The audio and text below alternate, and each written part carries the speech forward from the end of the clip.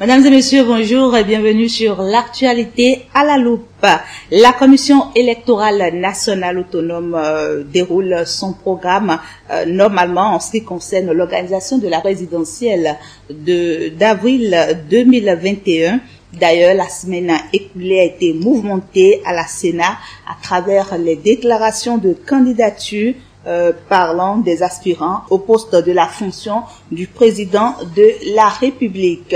À noter que cette fois-ci, les élections se feront avec les critères de la Constitution révisée en novembre 2019. Dans cette dernière, les candidatures se feront en duo, puis exigence est donnée à ce duo de négocier et d'avoir des parrainages constitués des députés et des maires. Mais le constat fait dans ce processus est que tous ces critères n'ont pas été respectés par les présumés candidats. C'est ainsi qu'on a observé et noté des candidatures solo et sans parrainage.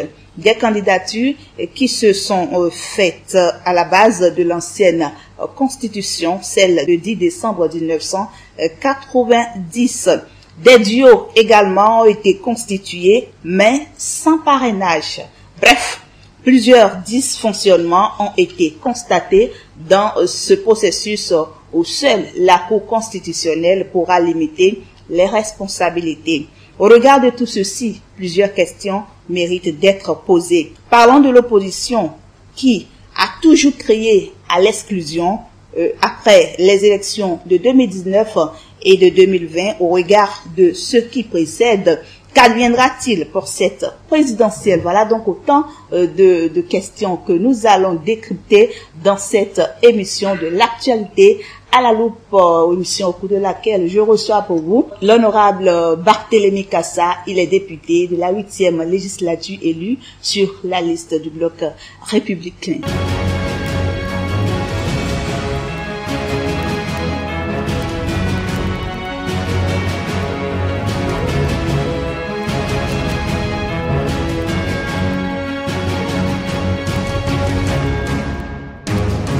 Quelle appréciation faites-vous, cher honorable, de tout ce qui a été la semaine écoulée, parlant des déclarations de candidature? Merci beaucoup.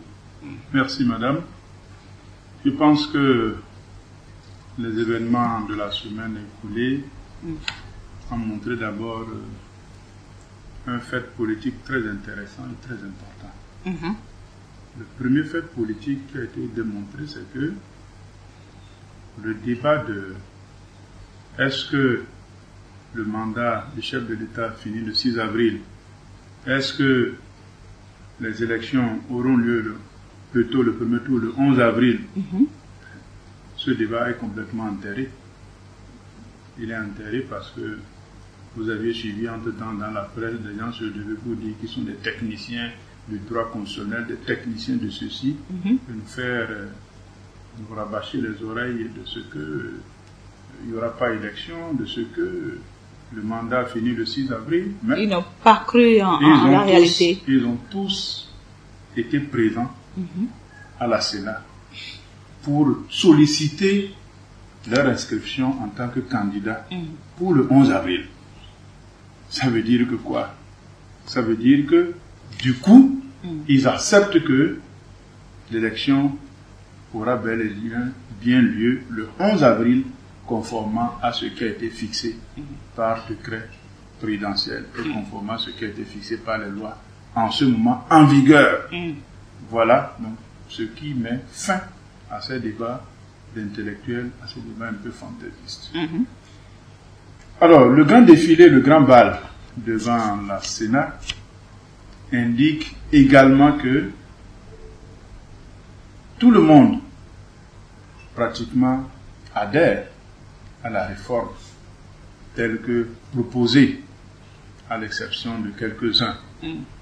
Au moins, nous avons eu droit à une vingtaine de déclarations de candidature. Je ne dis pas 20 candidats, c'est une vingtaine de déclarations de candidature. Évidemment. Et vous avez vu, la réforme visait à ce que le nombre de déclarants soit amoindri. En 2016, on était au-delà de 40 déclarations de candidature. pour cette fois-ci. Avec le tamis de la loi, on a 20 déclarations de candidature. C'est déjà quelque chose. Il y a une avancée. Voilà. C'était vraiment ça ce qui était visé par la réforme. Je dis que c'est déjà un succès. Et ces déclarations sont très variées, telles que vous pouvez le constater. Alors, la nouvelle constitution révisée en 2019 prévoit également de parrainage pour un duo. Alors, on a constaté qu'il y a eu des candidats qui ont refusé ou qui ne sont pas venus avec de leur parrainage. Qu'est-ce que vous en dites? Oui, merci beaucoup. Vous savez que la réforme a exigé des parrainages. Ce n'est pas pour des raisons fantaisistes ou pour enquiquiner qui que ce soit. C'est pour que vraiment les postulants à cette fonction noble de serviteur du peuple, de président de la République, soient vraiment ceux-là qui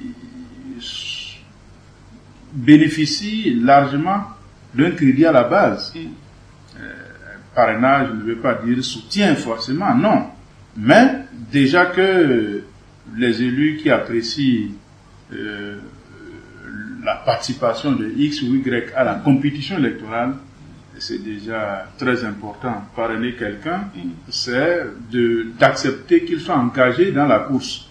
Accepter qu'il soit engagé dans la course pour la conquête de cette fonction noble. Il faut d'abord accepter son projet de société avant de le parrainer, n'est-ce pas? Moi je dis non.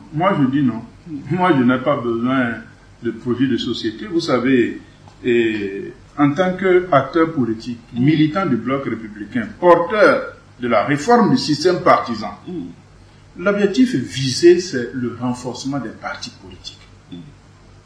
Le renforcement des partis politiques, on n'a pas voulu qu'au Bénin prochainement, que des gens parachutés, d'à gauche ou d'à droite, viennent s'accaparer du pouvoir suprême.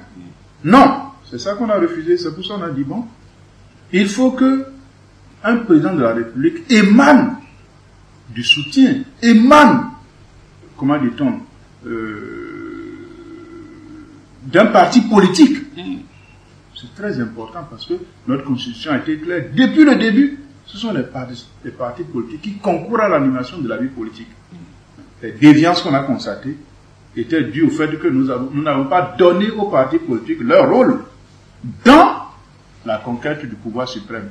Leur rôle est évident dans la conquête du pouvoir législatif, dans la conquête du pouvoir local, parce que c'est les partis politiques qui présentent les listes, mais le pouvoir suprême, on dit un individu. Jusqu'à aujourd'hui, c'est un individu. Mais cet individu doit être parrainé par des élus. C'est ça. Si un élu va accepter que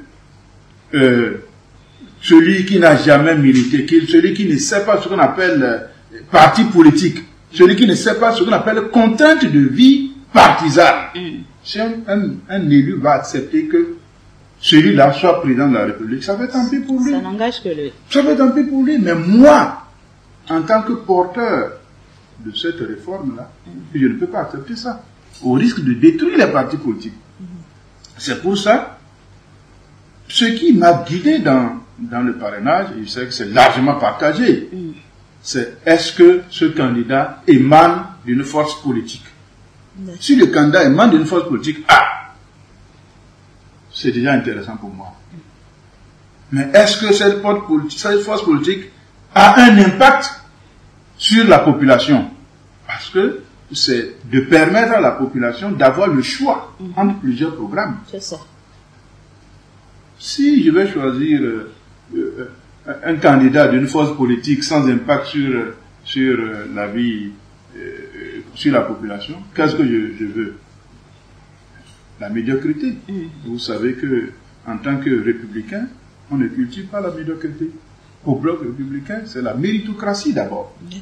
Voilà pourquoi est-ce que j'ai indiqué que ça fait partie fondamentalement des critères de choix de qui est-ce qu'on doit parrainer. Voilà.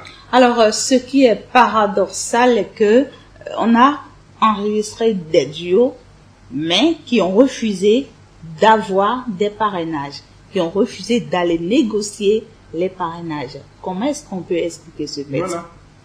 Vous savez, dans la République, on a tout. Qu'est-ce que vous voulez que je leur dise? Eux-mêmes disent qu'ils ont refusé d'aller négocier. Ceux qui sont allés négocier, c'est à ceux-là qu'il faut tendre les parrainages. Celui qui ne vient pas négocier, bon, alléluia. Qu'est-ce que je vais lui dire? Tu ne peux pas le frapper, nous sommes dans une république. Tu ne peux pas l'insulter non plus. Mais le peuple constate que c'est quelqu'un qui respecte la loi quand il veut. Il respecte la loi quand il veut. Il prend une portion de la loi, il respecte, il abandonne l'autre portion. Bon, si c'est ceux-là que le peuple condamne comme responsable, bon, moi je regarde. On a également constaté que dans le même parti politique, il y a eu plusieurs candidatures. Oui, c'est toi, ça c'était pas surprenant. Nous, on s'y attendait.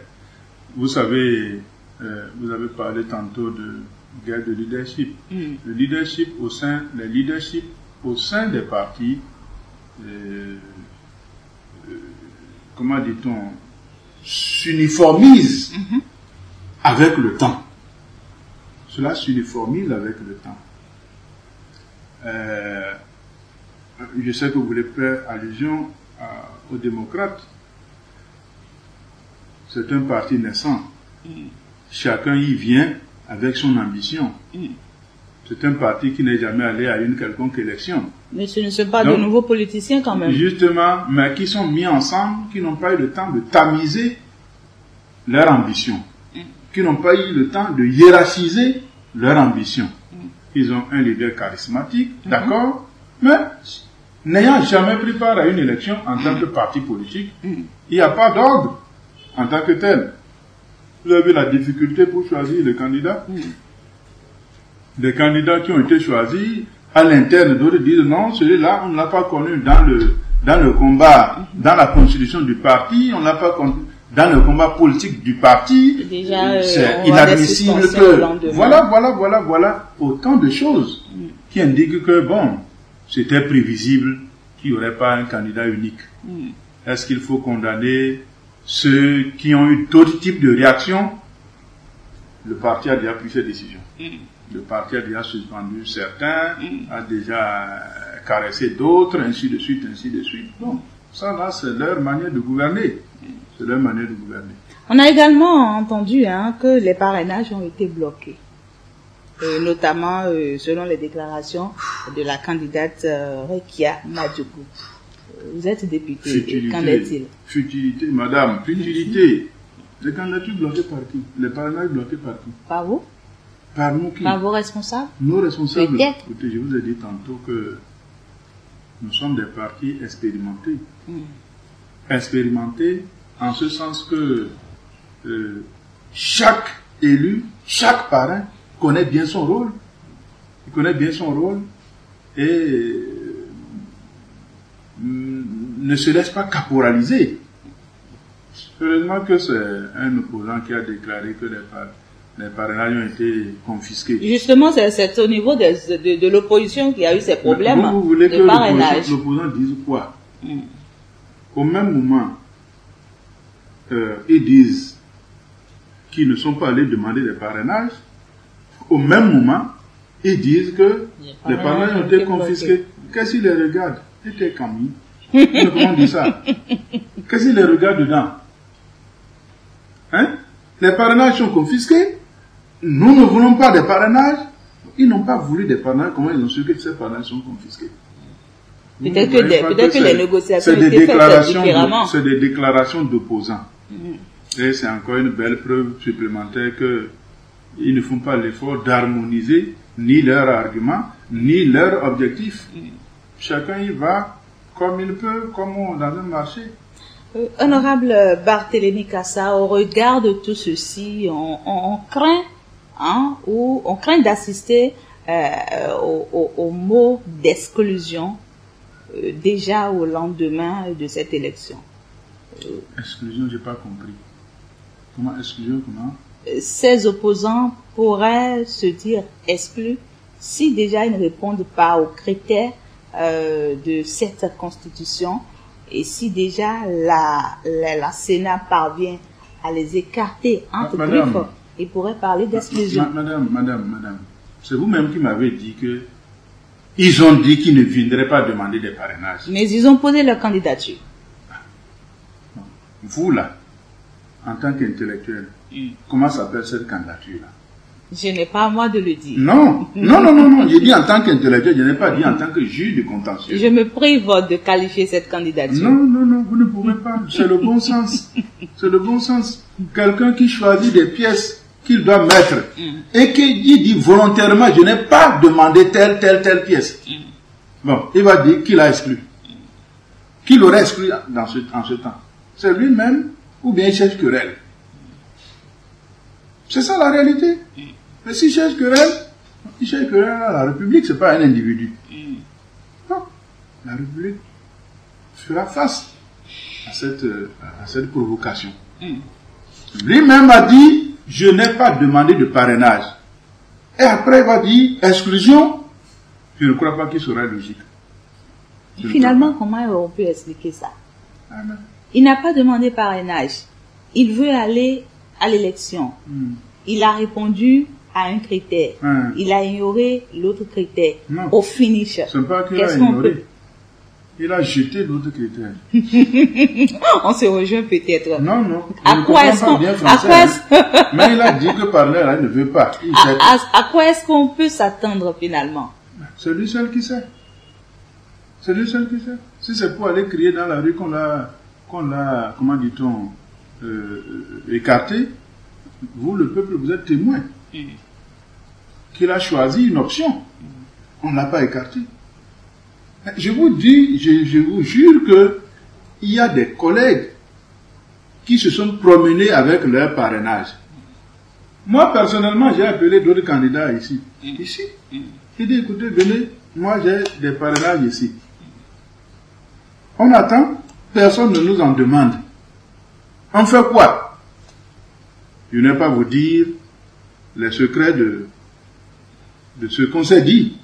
Mais, au moins, il y en a qui peuvent témoigner que j'avais des amis qui étaient prêts à parrainer, mais qui n'ont pas trouvé au finish de demandeur.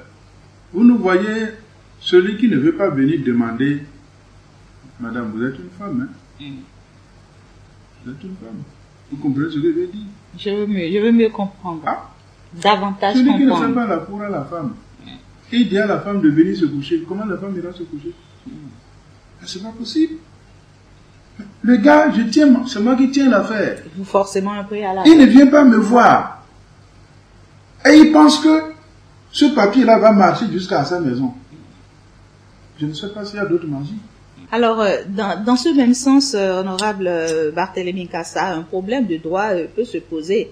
Un même logo a été utilisé par des candidats, notamment ceux des démocrates. Je veux parler bien sûr de la candidature du candidat Irénée Agossa, qui lui a réussi à avoir des parrainages. Par contre, Rekia Madougou, qui semble être la candidate officielle, n'en a pas eu. Quelle est la conséquence qu'on peut tirer de cette situation? Merci beaucoup.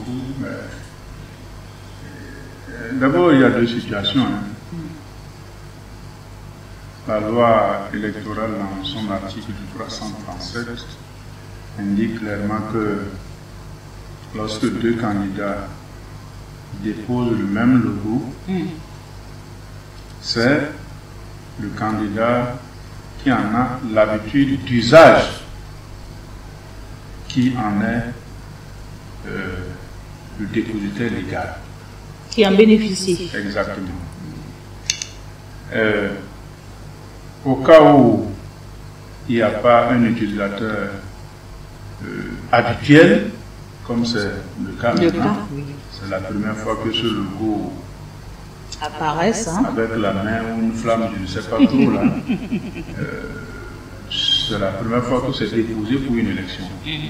Ça veut dire que personne ne peut se prévaloir d'être un utilisateur habituel de ce logo. La loi indique également que dans ce cas-là, c'est le premier qui a déposé qui pourrait avoir droit d'usage du logo. Le premier, La Sénat va voir dans l'ordre qui est le premier.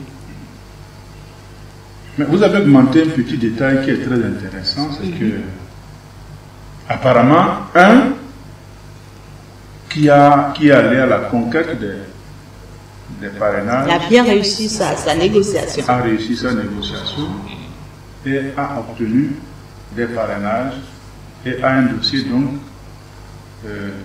un peu plus conforme à la loi électorale que le second qui a déclaré avoir refusé de solliciter les parrainages.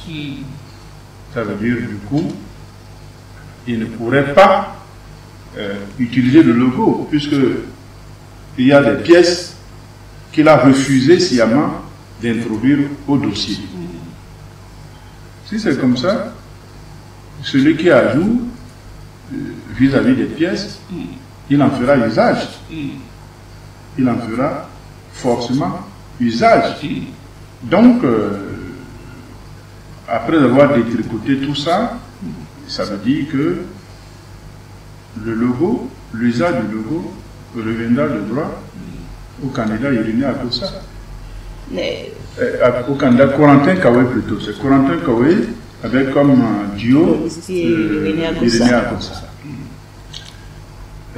Vous savez, par ailleurs, le président du parti, les démocrates, a saisi voilà justement oui, la Sénat pour indiquer que le candidat du parti est bel et bien tel et qui a le droit d'usage sur le logo.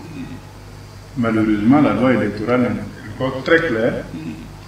Pour une élection présidentielle, le parti ne présente pas de candidat. C'est l'individu qui se présente en tant que candidat.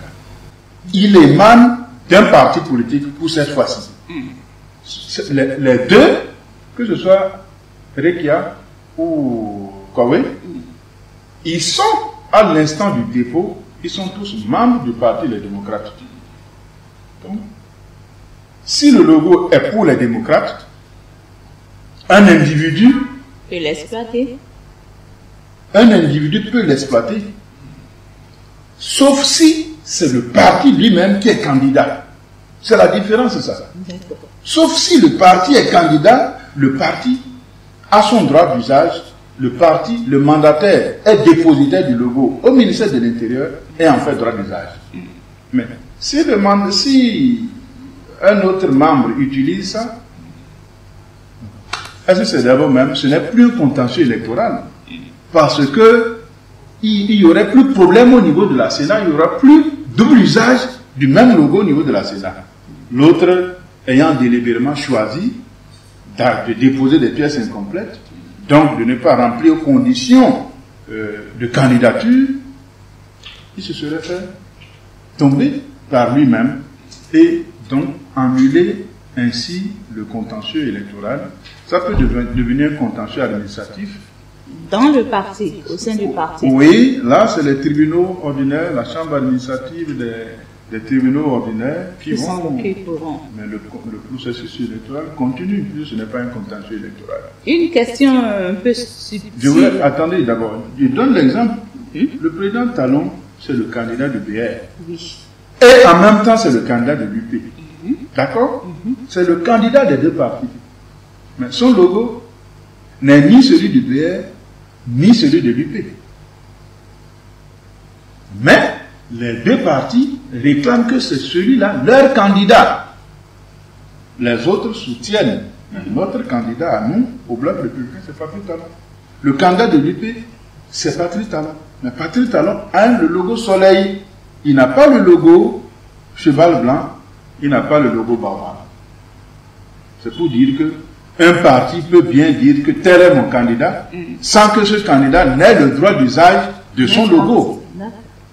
C'est important d'éclairer pour que l'opinion ne dise pas que quelqu'un aurait volé le logo des démocrates. Non, il n'en est pas question. Les démocrates ne sont pas allés aux élections. C'est des militants démocrates qui sont allés aux élections. Les démocrates ne sont pas allés aux élections. Voilà. Alors, dans quelques semaines, les Béninois iront aux urnes. Déjà à partir du 10 prochain, du 10 au 15, la Sénat va afficher la liste des potentiels candidats. Un appel à lancer à la population, à la classe politique, par rapport à l'organisation de cette élection? Non. Il n'y a pas d'autre type d'appel que d'obéir aux devoirs civiques. Vous savez qu'aller voter, c'est un devoir civique. Et participer au processus électoral, c'est également un devoir civique. Donc, tout ce que je pourrais dire, c'est que une fois le processus lancé, écoutez, c'est d'autres exigences en matière de comportement. Dès que nous sommes en période électorale. Donc, que chacun puisse bien suivre les prescriptions légales et réglementaires pour faire en sorte que ce processus, ce rendez-vous du 11 avril, soit toujours une occasion de grande fête, comme cela a été toujours au Bénin. Voilà. On va finir par ce fait triste qui a attaqué notre confrère, notre compatriote Galeou Soglo, j'allais dire. Il a été assommé et crémé de balles par des individus, c'était dans la nuit du vendredi à samedi. Votre appréciation de ce fait?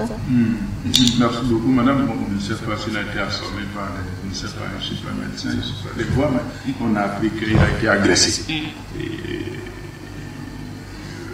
le parti du Bloc républicain a présenté sa compassion à travers la voix de son secrétaire général national, le camarade Labietani. En tant que membre du parti, nous sommes solidaires à ce mot de compassion adressé par notre parti. Et nous espérons vivement que notre compatriote et cher camarade, cher ami que je connais très bien, pour avoir fait le même gouvernement que Galeou Soglo, qui se rétablisse très rapidement. Votre mot de fin pour cet entretien? Non, je voulais vous remercier, madame, et remercier tous vos téléspectateurs, si je peux le dire ainsi, les web lecteurs, pour cette attention qu'ils ont prêtée à notre intervention et solliciter à ce que